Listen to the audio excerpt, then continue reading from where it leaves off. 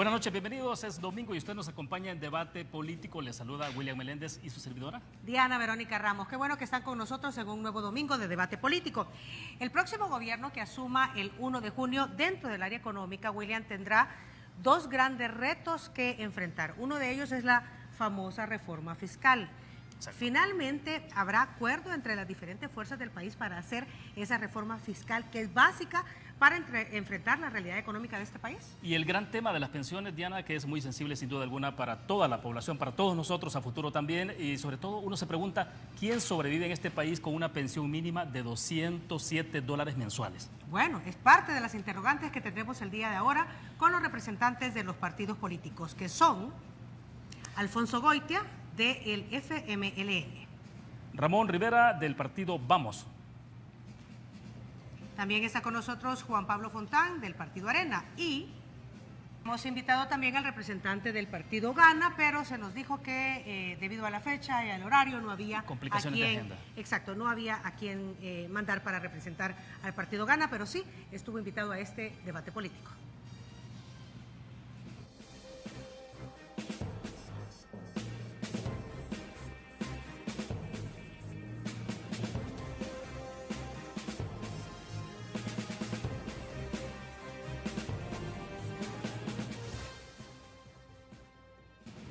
Gracias por estar con nosotros en Debate Político. Les decíamos, hoy vamos a hablar sobre temas del área económica.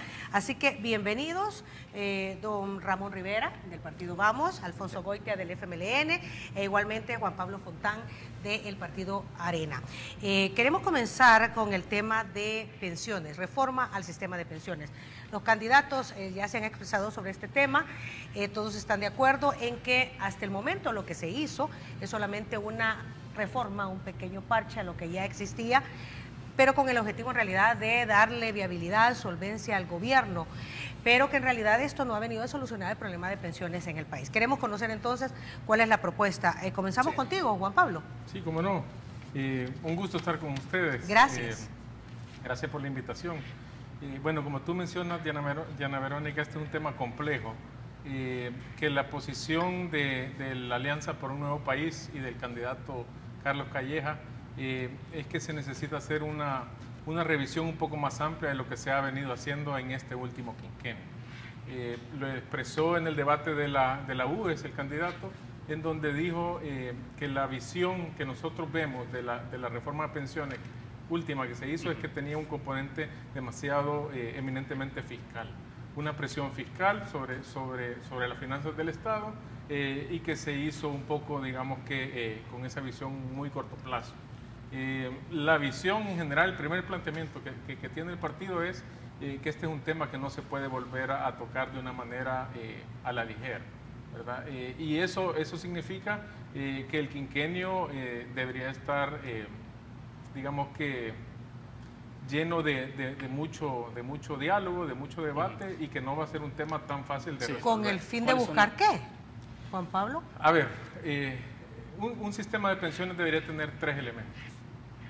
Mejor cobertura, que es un elemento que nuestro sistema tiene una cobertura muy baja.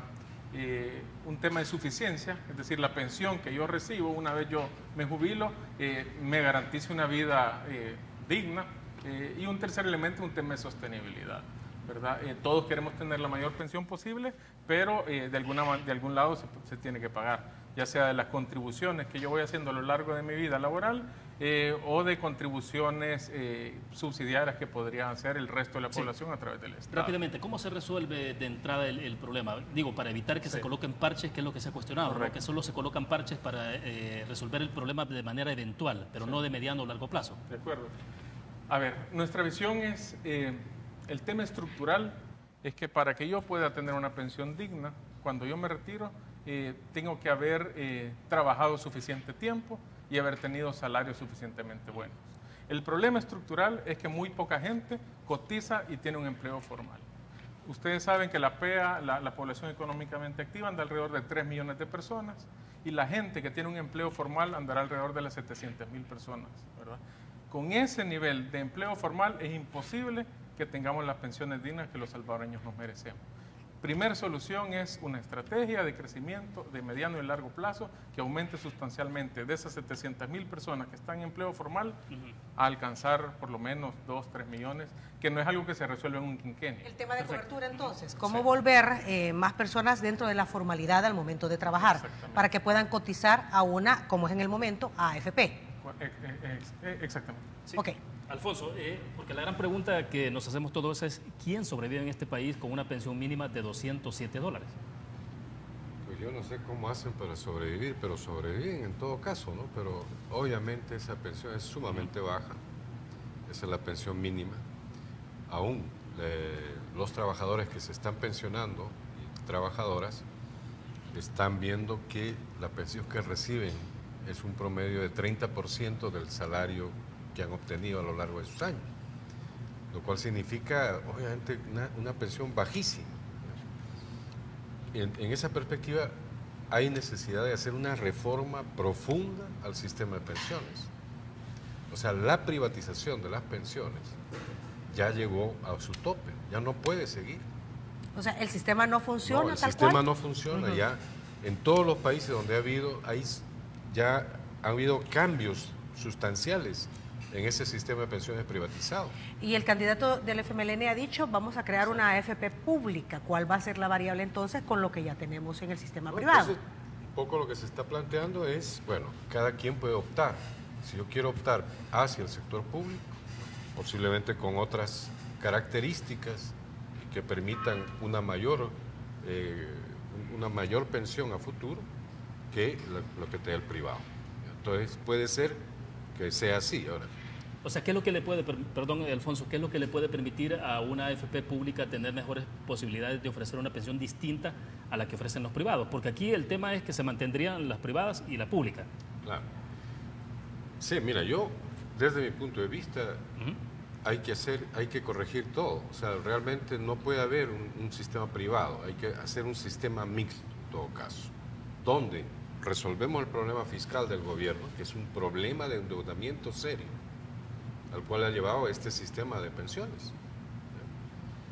O sea, cuando se privatizó, le generaron al gobierno una crisis fiscal desde ese momento y un endeudamiento permanente. Entonces, resolves eso.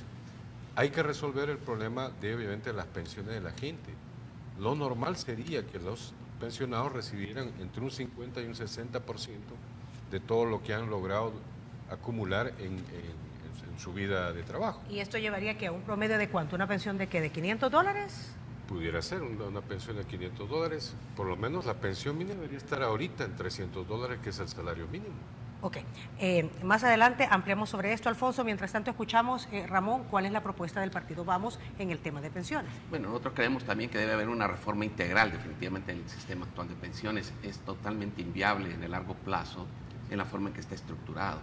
Y esto implica que, por una parte, tenemos un reto que ya lo he mencionado en otras ocasiones, y es que el reto primero que tenemos es el de ponernos de acuerdo todos los salvadoreños sobre el país que queremos a futuro, porque no podemos estar hablando de un sistema de pensiones bajo la propuesta de un partido o de un candidato.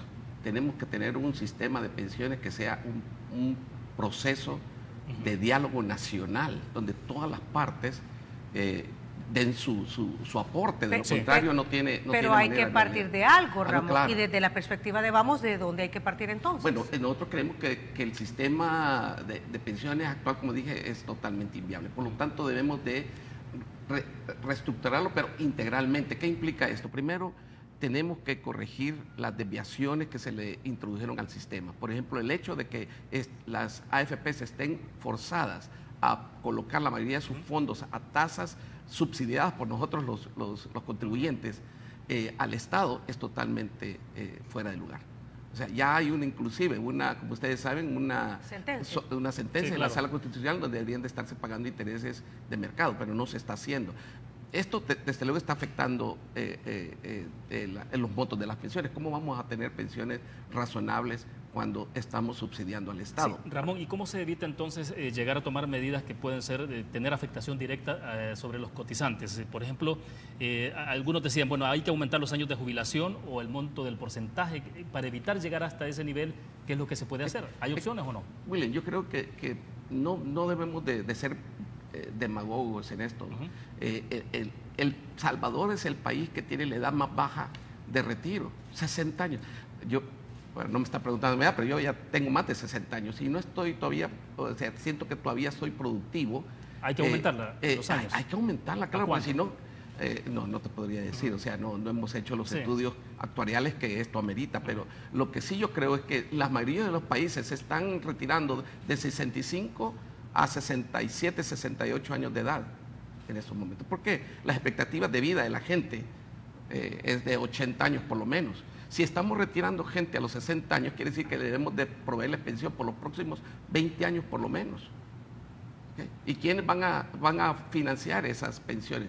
Yo no sé si ustedes han visto las nuevas pirámides poblacionales, pero por ejemplo antes la gente joven era la base ancha de la pirámide. Hoy la pirámide parece un romboide. Es decir, que las edades medias son las que ocupan más. Cuando eso suba, lo que vamos a tener es una pirámide invertida. ¿Y quién va a financiar entonces? Pero estamos hablando del tema del bono demográfico, ¿no?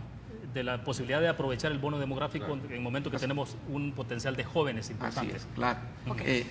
Hemos conocido sus primeros puntos de vista. Al regresar seguimos ahondando al respecto. ¿Qué podrían compartir o qué no los diferentes partidos políticos en contienda para la próxima elección presidencial? Hacemos pausa.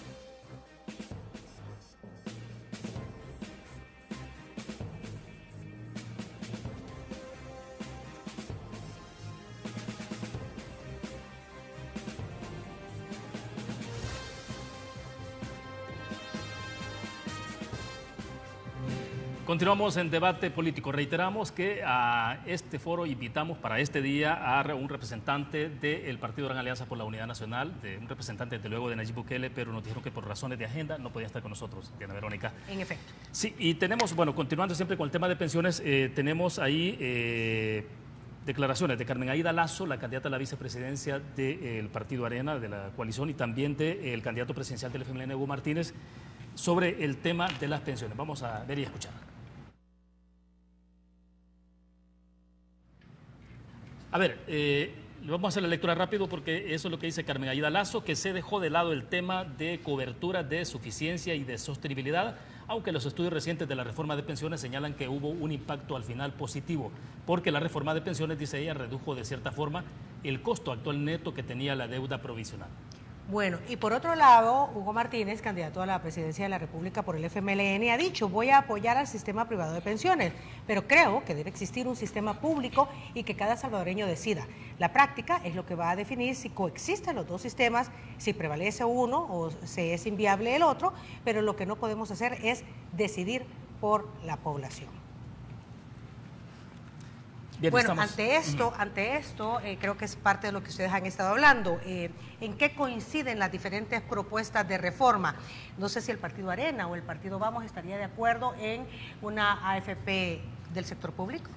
En ese tema yo creo que el gran problema que tenemos cuando el Estado se involucra en estos servicios es que hay una tentación a politizarlo y a utilizar esos recursos para otros fines que no son los fines para los cuales están establecidos. ¿Pero se le pueden poner candados? Puede ser, pero igual, cuando las leyes, por ejemplo, tenemos una ley de responsabilidad fiscal que no se ha cumplido.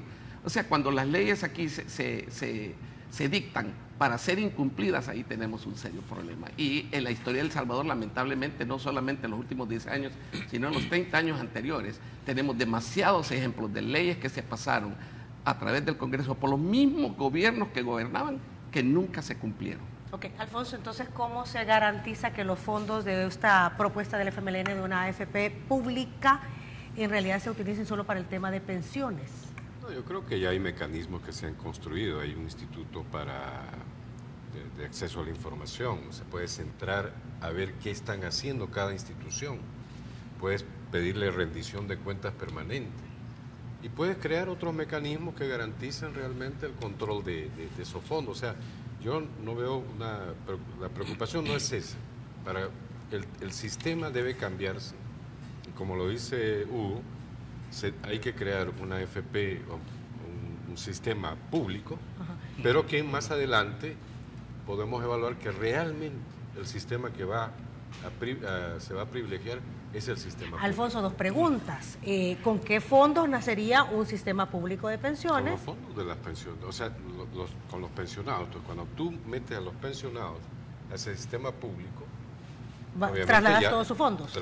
O sea, se tendría que tener una fuerte cantidad de cotizantes que decidieran pasarse al sistema público. Entonces, eso es lo que hay que discutir. Por eso, el mantener todavía un sistema de ese tipo, donde está el sector privado y está el público, es un poco complicado.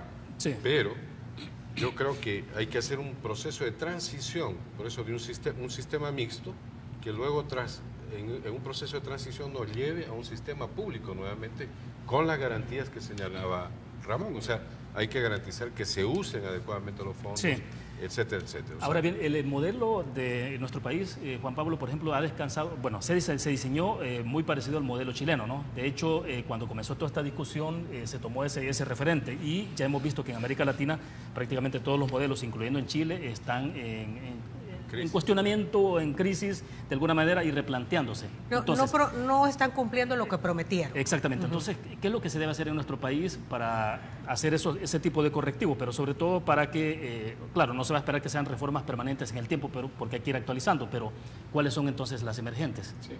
Yo creo, William, que un tema de largo plazo hay que verlo en esa perspectiva.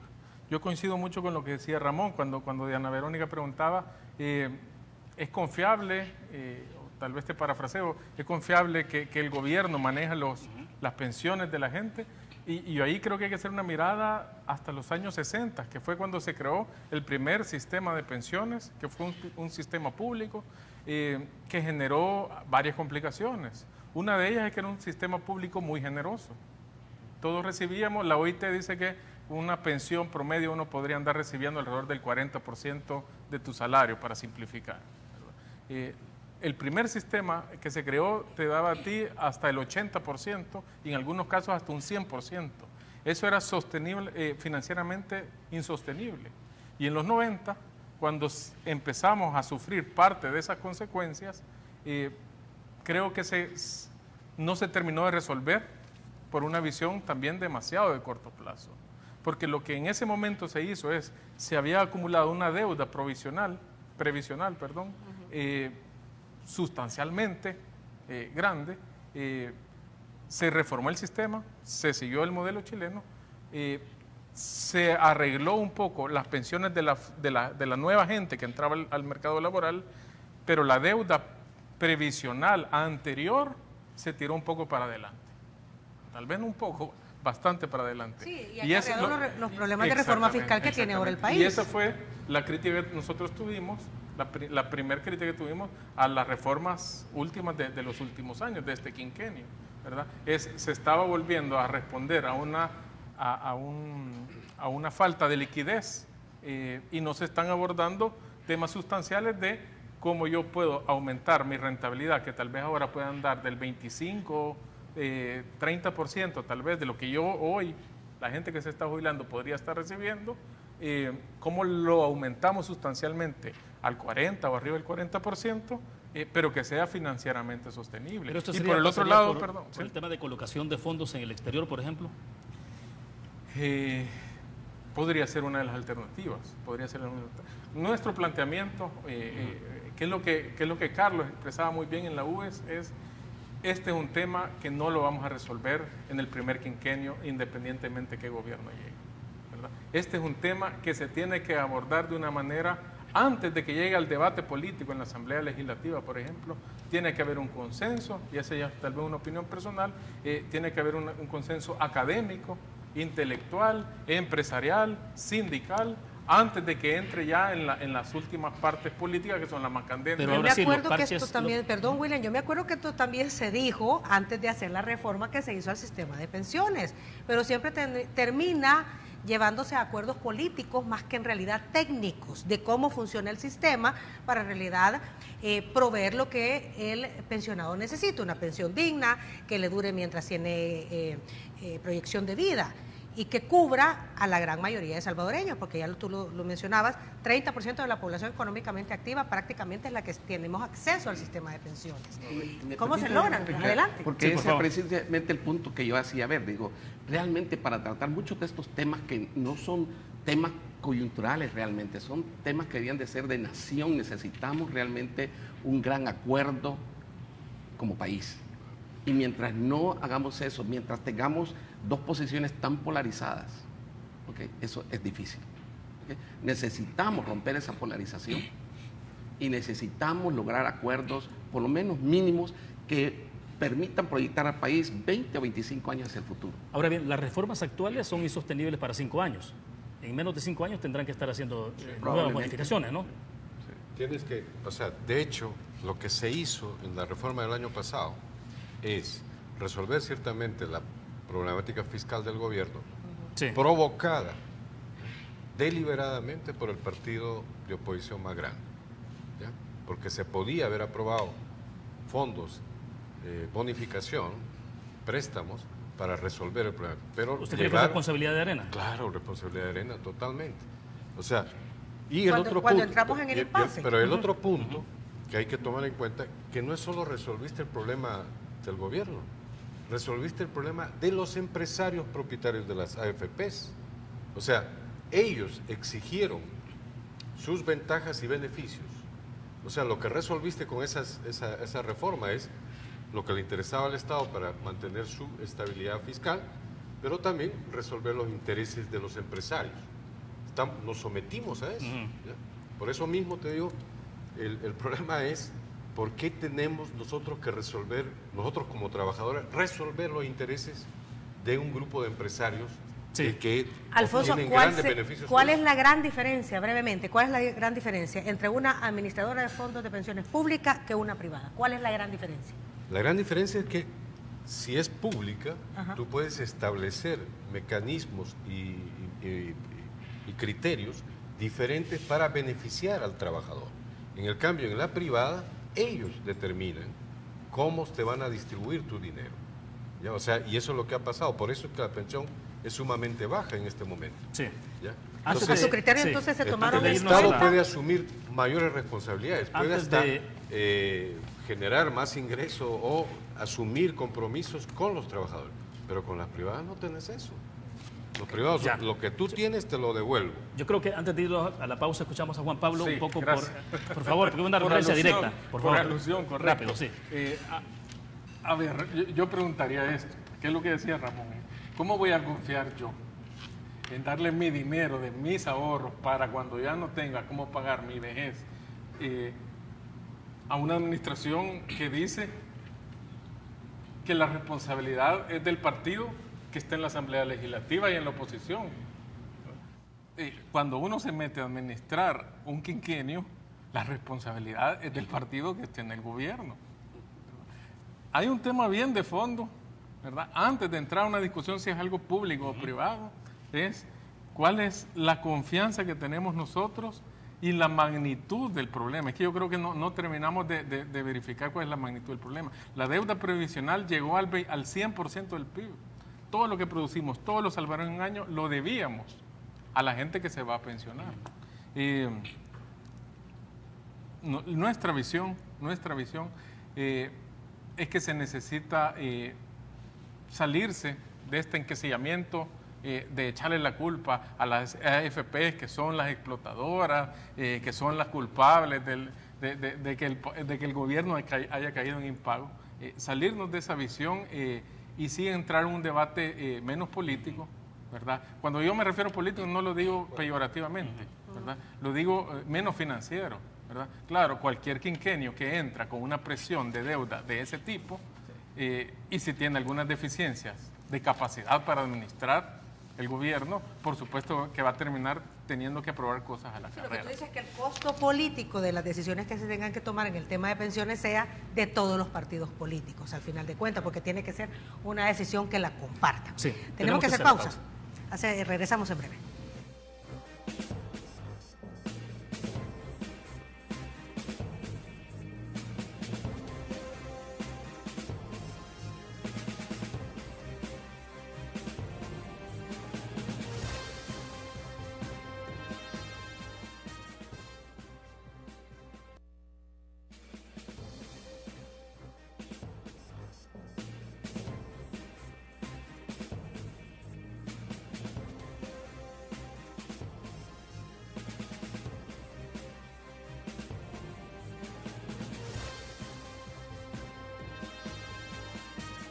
Hoy en este debate segmento político estamos hablando de temas económicos. Sí, y dos temas en este segmento, Diana, que tienen que ver con el tema de responsabilidad fiscal y también sobre el tema de las finanzas públicas, que es esencial para este país, ¿no? Exacto. Bueno, hemos hablado sobre reforma al sistema de pensiones y está íntimamente ligado a una ley de responsabilidad fiscal, que creo que tú apuntabas, Juan Pablo, de que ha habido una ley, ¿verdad? Pero Alfonso también creo que se lo decía, pero no se ha cumplido. Y lo que es cierto es que, bueno, el próximo año quien esté en el gobierno tiene que enfrentar un pago fuerte de la deuda, 900 millones de dólares, si no mal recuerdo, 800 millones de dólares que tienen que ser pagados.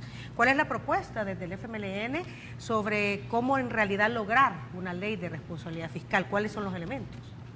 No, la ley de responsabilidad fiscal ya se ajustó para los próximos años, ¿ya? Y obviamente ahí lo que han hecho es establecer ajustes en términos de ingreso y gasto, ¿ya? Ahora, hay que tener mucho cuidado con esos ajustes, ¿ya? Pero en todo caso, la deuda del gobierno actual que tiene de aquí, de este año que viene al 2024, es de más de 2.400 millones de dólares.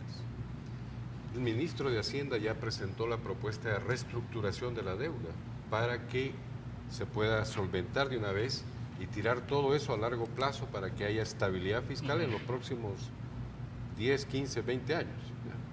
Desgraciadamente, nuevamente el problema de la polarización política, los intereses electorales, todo eso no han permitido resolver ese problema de reestructuración de la deuda. Alfonso, lo que pasa es que esto incluye, reestructuración de la deuda, pero para reestructurar la deuda también se tiene que tener mucho cuidado con el gasto.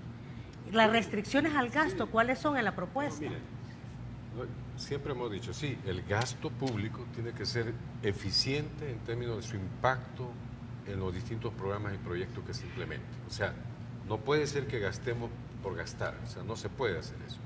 El gasto tiene que tener un impacto real en términos de mejoras en la actividad productiva, en la salud, en la educación, etcétera, etcétera, en todo eso. Y en ese sentido yo sí creo que hay que vigilar que el gobierno hay que vigilar para que el gobierno haga un uso eficiente de esos recursos.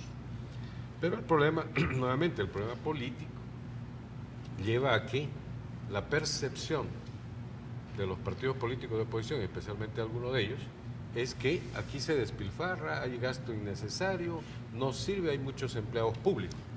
Pero, Alfonso, perdón, pero a propósito de esto, ¿qué tanto cumplimiento se ha dado a los acuerdos que se tomaron? Porque cuando se aprobó el presupuesto que está en vigencia actualmente, por ejemplo, el artículo 11 hablaba de la suspensión de contratación de nuevos seguros de vida y médicos hospitalarios para funcionarios y jefaturas. El artículo 12 decía que en el marco de las medidas de austeridad y disciplina y transparencia del gasto público enumeraba que se prohibía la creación de plazas que no estén contempladas en el presupuesto, la prohibición de otorgar nuevas prestaciones económicas, etcétera. Pero ¿qué tanto se ha cumplido esto? Bastante. O sea, yo no veo problema ahí. Eso precisamente se está revisando. Están revisando eso en el presupuesto. ¿Y qué encuentran? Para 2019. Encuentran que las plazas que se están planteando ahí son necesarias. No son plazas cualquiera, son para seguridad, son para salud, o sea, etcétera. Entonces, no es que se están inventando plazas para poner ahí a sus, como dicen siempre, a sus correligionarios. No. Es lo que se necesita para seguir impulsando la actividad económica, la actividad productiva y las necesidades sociales y de seguridad del país. Pero no podemos dejar de mencionar, Alfonso, Ramón, Juan Pablo, que dentro de la Asamblea Legislativa incluso está ya una propuesta de ley del servicio público, precisamente por el tema de cantidad de empleados que tiene el sector público y quiénes son en realidad las personas idóneas idóneas para que estén en los diferentes cargos en que se encuentran. Hay oposición incluso a esta ley porque se dice y se habla y se sabe de muchas personas que están allí por compadrazgos políticos, por el famoso tema del nepotismo, y esto haría que las personas tendrán que capacitarse o muchas de ellas tendrán que salir del sistema. ¿Qué pensábamos al respecto? En eso lo que hemos dicho nosotros es que definitivamente urge una ley en este sentido y urge también reestructurar la forma en que no solamente son seleccionados los servidores públicos, sino en la forma en que son compensados también. Porque no es posible, por ejemplo, no es viable un escalafón como el que se ha propuesto para salud de 8% anual sin límite. Eso es totalmente insostenible. Eso no quiere decir que no es justo que hayan aumentos en el área de salud, no estoy diciendo eso. De hecho, digamos, hay algunos médicos que después de 12 años de arduo estudio están ganando a lo mejor $500. Pero el tema es cómo les damos salarios dignos de tal manera en que esto sea viable de largo plazo. Y lo que necesitamos es tener un sistema del Estado. O sea, no es posible que, por ejemplo, un motorista en la Corte Suprema gane $1,000 y ese mismo motorista en otro ministerio esté ganando mucho menos. Eso no es posible. Tenemos que tener cargos estandarizados y realmente un escalafón que sea general para el Estado. Entonces, eso es lo que nosotros estamos viendo, que hay que hacer otra vez una reforma. También tiene que haber una carrera pública, que no lo hay. Y esto incide en lo que usted mencionaba, es decir, qué tan eficientes son las personas que tenemos dentro del Estado.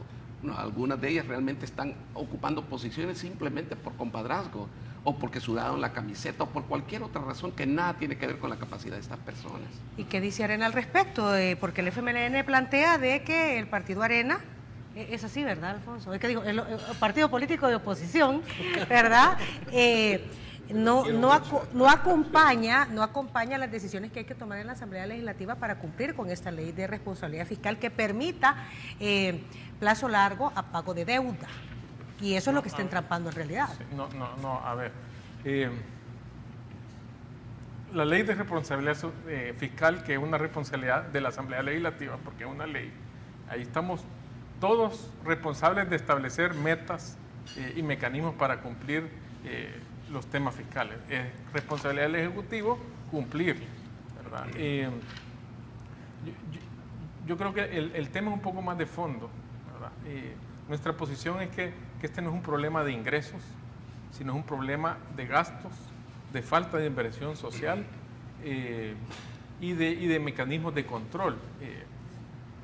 En cualquier país del mundo se debate cuál es la carga tributaria que debe tener un país. Y hay un debate que en los países latinoamericanos es más bajo que los países europeos o que Estados Unidos, los países de la OCDE. Y ese debate en el país todavía no está resuelto. Ahora, lo que nosotros decimos es esto. Hoy por hoy, después de 10 años y un poco más de incremento de ingresos del Estado y de impuestos, pasamos de una carga tributaria del 11-12% alrededor del 18%. Eso después de que se actualizaron las cuentas, ¿no? Sí, eso ya con datos actualizados. Sí. Sí. Son alrededor de $2,000 millones adicionales en la última década. Nosotros pasamos de tener 12% a 18% a ser El Salvador es el país con la mayor carga tributaria en Centroamérica y es el país con menor crecimiento en Centroamérica. Esa es una paradoja que no se explica. ¿Cómo se establece el equilibrio entonces en esto? ¿Por dónde habría que comenzar en el establecimiento de ese equilibrio para emparejar? Nosotros vemos revisar la calidad del gasto y mejor y mayor inversión social. A ver, no hay ningún país que vaya a salir con una política económica sola si no tiene una política social que lo acompañe. ¿Qué es una política social que lo acompañe? Una política social en educación, en salud y en seguridad. Si tú no formas gente que esté capacitada, conectada con las nuevas industrias que el país va necesitando, tú puedes estar invirtiendo más en educación, pero eso no se va a traducir en mayores ingresos fiscales. Ahora bien, ¿qué nivel de equilibrio tenemos entre el ingreso y el gasto? Ingreso y egresos. A ver, estamos en estos días, hemos estado viendo el tema del presupuesto en la Asamblea Legislativa y andamos en unos déficits de 500, 600 millones de dólares al año después de la reforma de pensiones. Nosotros lo que creemos es que se está gastando mucho, ¿verdad? Que se está gastando mal. Por ejemplo, OIE, Organismo de Inteligencia del Estado, son 30 millones de dólares. ¿Se necesitan 30 millones de dólares o se pueden destinar a otro tipo de cosas? Organismos internacionales dicen, porque no solo tiene que ver con remuneraciones en el Estado, organismos internacionales han planteado que se puede hacer un ahorro de hasta 200 millones de dólares solo con revisar los procesos de compra de bienes y servicios que hace el Estado, tal vez de manera centralizada. Ok, tenemos que hacer pausa, Juan Pablo, Ramón, Alfonso, y en breve seguimos ahondando sobre el tema del cumplimiento de la ley de responsabilidad fiscal, como lo están viendo los diferentes partidos políticos en contienda. Regresamos.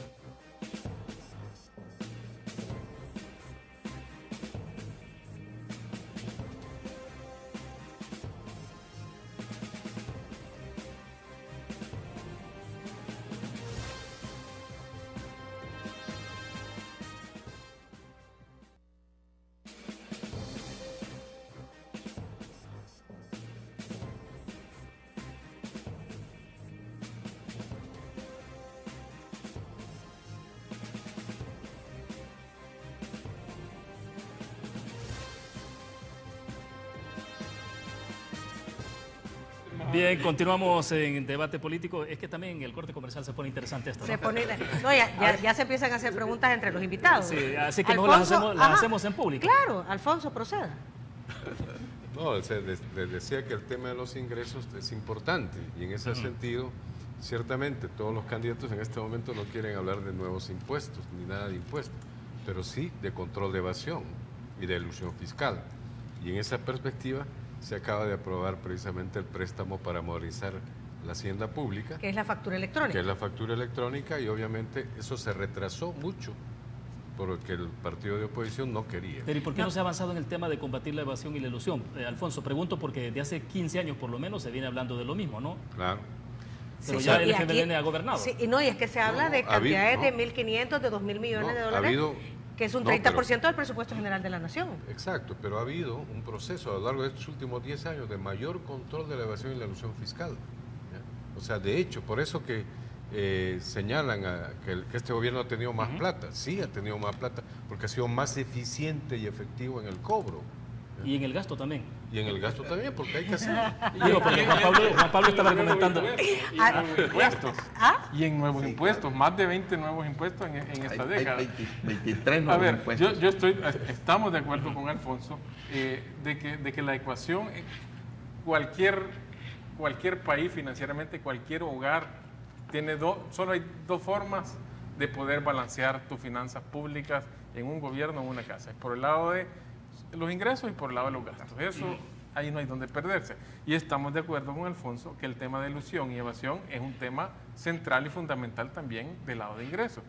Nuestro único punto es, no hay que desbalancear las dos vías, ¿verdad? Si tú estás aumentando en 6 puntos porcentuales la carga tributaria y seguir diciendo y no hay mejores resultados y seguir diciendo que el tema está en la ilusión y evasión, que también está ahí, ¿verdad? Entonces, ese es el único punto. Y la otra parte, cuando Alfonso dice que ha sido Arena o la oposición la que se ha opuesto a esto, pues pareciera que en los últimos 10 años ha estado Arena en el gobierno y no ha sido así, ¿verdad? Eso es la pregunta que a mí se me quedó en el tema de pensiones. Porque este proyecto de la facturación electrónica se va a implementar con un préstamo. Entonces, lo que yo entiendo, y si no lo dejamos claro acá, es que la oposición no quería dar sus votos porque incluía deuda para echar a andar este proyecto, diciéndole al gobierno, no, impleméntelo, pero a través de reorganización del gasto, es decir, con los fondos que ya tiene el gobierno, utilizar parte de esos fondos para echar a andar este proyecto y no a través de adquisición de deuda. Son 30 millones de un proyecto con el BID. O sea, no es tan sencillo esto de la factura electrónica, va a llevar tiempo aplicarlo, o sea, por lo menos se van a hacerlo sin ese préstamo. Sin ese préstamo es imposible, o sea, los recursos, ya sabemos que los recursos del Estado están todos establecidos, tienen límites concretos. Eso ya lo ha explicado, hasta el ministro de Hacienda ha explicado cuáles son los límites que tiene el presupuesto. Sí, hay llaves. Hay llaves, entonces por lo tanto, si tú quieres decir, bueno, necesitamos 30 millones, bueno, entonces se lo voy a quitar ¿a quién? ¿A quién le vamos a quitar? ¿A salud? ¿A educación? ¿A seguridad? ¿A quién le quitamos? Entonces, no es así. Entonces, por eso se requiere el préstamo para garantizar ese proceso, que es un proceso importante. En la Asamblea Legislativa hay un conjunto de leyes que no han sido aprobadas para darle más capacidad al Ministerio de Hacienda. El de cobro administrativo, de la penalización de la evasión y el de los precios de transferencia. No lo quieren aprobar porque significa afectar los intereses de algunos grupos económicos. Sí, ahora tengo una inquietud, Ramón, y esa parte es hasta donde, por ejemplo, la parte de programas sociales es intocable. Es decir, eso no está en discusión. No, no está en discusión y yo creo que al contrario, tenemos que invertir más también, tenemos que invertir en el territorio. Yo creo que ya lo decía Juan Pablo, tenemos que hacer inversión social, más inversión social, que nos va a ayudar también a contrarrestar la inseguridad. Inversión social no quiere decir subsidios.